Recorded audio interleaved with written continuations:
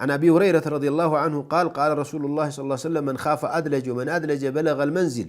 ألا إن سلعة الله غالية ألا إن سلعة الله الجنة أبو هريرة من يلالو نبي عليه الصلاة والسلام من قالوا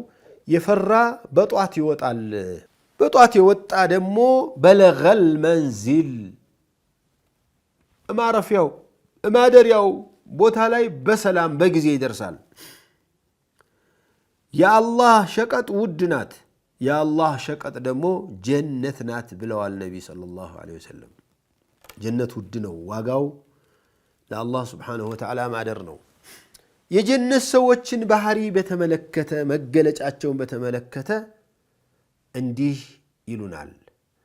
عن سعد بن أبي وقاص رضي الله عنه عن النبي صلى الله عليه وسلم قال لو أن ما يقل ظفر مما في الجنة بدا لتزخرفت له ما بين خوافق السماوات والأرض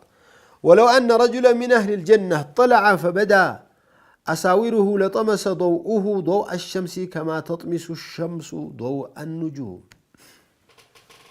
سعد بن أبي وقاص